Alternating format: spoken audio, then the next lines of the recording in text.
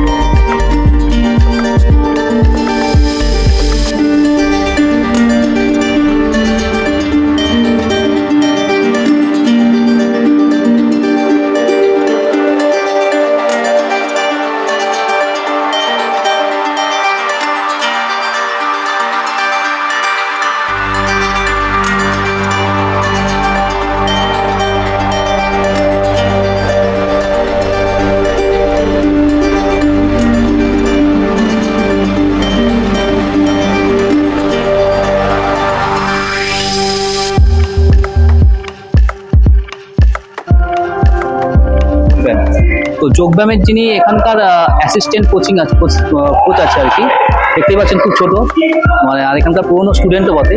তো এর থেকে আমরা যোগব্যায়াম কেন দরকার, কি দরকার তা জেনে দেবো। আচ্ছা বোন, তোমার নামটা বলো। সোমালি পাল। সোমালি পাল। আচ্ছা, SOMA, সোমালি পাল। আচ্ছা, তুমি এখানে কতদিন ধরে প্র্যাকটিস করছো? আমি এখানে যোগাসন জবে থেকে শুরু হয়েছে, সেই ফার্স্ট দিন থেকে করছি। মানে 10-12 বছর। 10 থেকে 12 বছর। আচ্ছা, আমরা শুনলাম তুমি এখন এখানে অ্যাসিস্ট্যান্ট কোচিং। আসলে আমি আমাদের এখানে প্রোগ্রাম আছে কালকে, আমাদের ফুটবল কোচিং ক্যাম্পে জন্মদিন, তো সেই জন্য আমাদের একটা প্রোগ্রাম রয়েছে। তো খুব মানে অসুবিধার জন্য আর কি আমাদের স্যারেরা আসতে পারছেন না এখন। আমাদের 3 জন ট্রেনার আছেন, তো 3 জন ট্রেনারই 2 জন আউট অফ স্টেশন, আর একজনের বাড়িতে খুব সমস্যার জন্য তারা আসতে পারছেন না। যেহেতু আমি এখানকার একদম পুরোনো স্টুডেন্ট, এই জন্য আমার এই ভারটা পড়েছে আমার সাথে যারা শেখে তাদেরকে একটু শিখিয়ে দেওয়ার। আচ্ছা, আমি কিন্তু এখানে শিখি, আমি শুধু স্টুডেন্ট এখানকার, যেহেতু টিচাররা নেই তাই জন্য আমি পড়াশোনা করো। কোন ক্লাস করো? আমি মাস্টার্স করছি। বাহ, লাস্ট ইয়ার মাস্টার্স। বাহ, খুব ভালো। আচ্ছা, আরেকটা কথা, তুমি একটু আমার দর্শকদের বলো যে যোগব্যায়ামটা কেন দরকার। প্রথম কথা, আমরা যত রকমের খেলাধুলার কথা শুনেছি, ক্রিকেট, ফুটবল, কাবাডি, খুব পুরোনো খেলা, কিন্তু ভারতবর্ষের একমাত্র খেলার জন্ম যেটা ভারতবর্ষের সবচেয়ে প্রাচীন, সেটা হচ্ছে যোগাসন। কিন্তু খুব দুঃখের বিষয়, আজকে আমরা অন্য খেলায় এত মেতে উঠি যে আমাদের এটা ঐতিহ্য, শুধু ঐতিহ্য না, এটা আমাদের একদম মানে মূল জিনিস। যোগাসন যে এত এখন সারা বিশ্বের মানুষজন করে, এর বীজটা ভারতবর্ষে বপন করা, কিন্তু ভারতবর্ষের মানুষজন এখন এটা নিয়ে এখনো সচেতন নয়। আমি যেহেতু অনেকদিন ধরে শিখছি, আমার এটা খুব মনে হয় যে কোভিডের পিরিয়ডের পর থেকে মানুষজন খুব সচেতন হয়েছে, তার আগে কিন্তু নয়। আর একটা বিষয় যেটা আমি এখানেও দেখেছি, এখানে দেখতে পাবেন যে কোন বয়সে মানুষজনরা আসেন হচ্ছে বেশিরভাগ 40-এর ওপরে, কারণ তখন তাদের জীবনের সমস্যাগুলো শুরু হয়, শরীরের সমস্যা শুরু হয়, মনের সমস্যা শুরু হয়, তখন তারা আসে। কিন্তু আমি যেহেতু অনেক ছোটবেলা থেকে শিখেছি, আমি কয়েকটা জিনিস বলতে পারি যেটাতে কখনো আমার সমস্যা হয়নি। বেশ কিছু আসন আছে যেগুলো স্মৃতিশক্তির জন্য মারাত্মক ভালো। মানে অনেক ছোট ছোট বাচ্চারা আছে, পড়াশোনার জন্য স্মৃতিশক্তি তো একটা ভীষণ গুরুত্বপূর্ণ জিনিস, কিন্তু তার সাথে সাথে যোগাসন করি, আমাদের মাথায় তো স্মৃতিশক্তির একটা মূল ভান্ডার। যোগাসনের সময় মাথায় এত রকম সাইড থেকে চাপ পড়ে যে আমাদের স্মৃতিশক্তিটা আরো ভালোভাবে বজায় থাকে, সেইটা একটা বিষয়। শুধুমাত্র এখন তো ইউরিক অ্যাসিড থেকে শুরু করে সুগার, ব্লাড প্রেশার, কোলেস্টেরল সব ঘরে ঘরে, কিন্তু কেউ যদি ছোটবেলা থেকে শুরু করে তার যে হবে না সেটা নয়, কিন্তু হওয়ার সম্ভাবনাটা অনেকাংশে কম। এখানে যারা শিখতে আসে বেশিরভাগ রোগ হওয়ার পরে, কিন্তু আমি বলবো যদি তারা ছোটবেলা থেকে শেখে তাদের রোগ হওয়ার সম্ভাবনাটা অনেকটা কমে যাবে, অনেকটা। তো আমি এটাই বলবো যে যোগাসনটা হচ্ছে দুটো কারণে মানুষ করে। অন্যান্য খেলাধুলা কি শুধু আমরা শরীর ভালো করার জন্য করি, তো যোগাসন কিন্তু মনটাকে খুব ভালো রাখে, যেটা প্রচন্ড দরকার। যোগাসনটা মানে কি, যোগ মানে প্লাস, এখানে কিসের যোগ হচ্ছে? দুটো জিনিসের, শরীরের সাথে মনে, যেটা অন্য খেলাধুলা হয়। আমরা ফুটবলে একটা অদ্ভুত জিনিস দেখি, চোখের সাথে আমাদের শরীর সঞ্চালনটা খুব দরকার। আমাকে চোখে দেখতে হবে ফুটবলটা, তারপর আমাকে মারতে হবে। এখানে কি, আমাকে মনটা দিতে হবে, তারপর আমাকে করতে হবে। অনেক ব্যালেন্সিং এর আসন আছে, আমরা ভাবি যে কেন আমার হচ্ছে না সেই আসনটা, শুধুমাত্র শরীরের জন্য নয়, আমাকে মনটা রাখতে হবে, মনটা দিলে আমাদের সব জিনিসটা হবে। তো যোগাসন হচ্ছে এমন একটা খেলা বা এমন একটা শারীরিক কাজকর্ম, সেখানে মনটা আর শরীরটা একসঙ্গে এসে কাজটা করে। তো মন শুধু শরীর নয়, শরীর আর মন দুটোকেই সুস্থ স্বাভাবিকভাবে রাখার জন্য যোগাসন খুব দরকার। আর আমি তো বলবো রোগ হওয়ার পরে নয়, দয়া করে রোগ হওয়ার আগে আসুন। রোগ হওয়ার পরে এসে কি আর হবে, সেটা ওষুধের সাথে যোগাসন করতে হবে, কিন্তু এমন ভাবে জীবন অতিবাহিত করুন যাতে ওষুধ খেতে না হয়। তো আমি এটা একদম ছোটবেলা থেকে যোগাসনটা মানে আমাদের রুটিনের মধ্যে যেন ঢুকে যায়। সকালে ঘুম থেকে উঠে যেমন ব্রাশ করি, সেরকম সকাল থেকে ঘুম থেকে উঠে যেন যোগাসনটাও করি। এটা যেন রোগ হওয়ার পরে আমাদের যেন ডাক্তার করতে বলার পর যেন আমাদের করতে না হয়। আমাদের এই সচেতনতা আসা দরকার যে আমরা নিজেরা করবো, আমাদের কেউ বলবে না। এইটা চলে গেছে, এটা আগে ছিল, কিন্তু এখন আর এটা এই জিনিসটা নেই। আমাদের এখন বলে লোকে, তারপর গিয়ে আমরা করি। বাহ,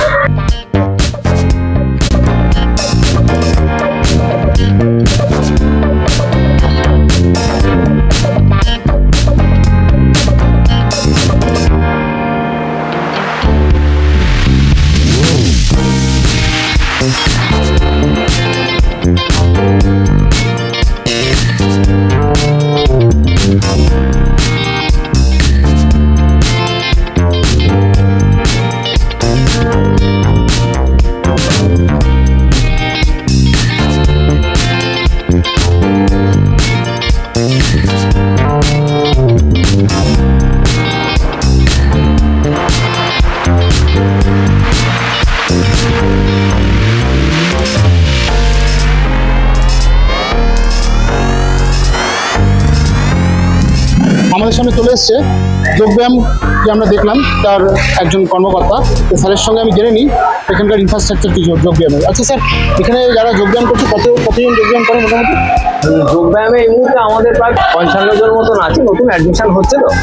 তো মূলত যোগব্যায়ামটা যখন স্টার্ট হয় ক্লাবে, তখন আমাদের স্বাভাবিক ব্যাপার, যখন আস্তে আস্তে সময় বাড়ে, তখন একটা এজ ছিল যে এরকম ছোটদেরই নিয়ে শুরু হয়েছিল। আস্তে আস্তে যেটা হয়েছে সেটা হচ্ছে প্রচুর পরিমাণ, আপনারা হয়তো দেখেওছেন, অনেক বয়স্ক এবং আজকে অনেকেই আসেননি, অনেক এজেড, মানে তারা হয়তো মোর দ্যান 50-60 এজের মানুষজনও এখানে আসেন যোগব্যায়াম। তো সেইভাবে শুরু হয়েছে। আচ্ছা, কতদিন ধরে যোগব্যায়াম হচ্ছে এখানে? যোগব্যায়াম হচ্ছে প্রায় আমাদের 2013 থেকেই শুরু, মানে ফুটবলের সময় থেকেই শুরু। ফিসটা একটু বলবেন? 500 টাকা হচ্ছে অ্যাডমিশন ফি, আর 200 টাকা হচ্ছে মান্থলি চাঁদা। রুটম্যাপটা বলুন কি করে আসবে?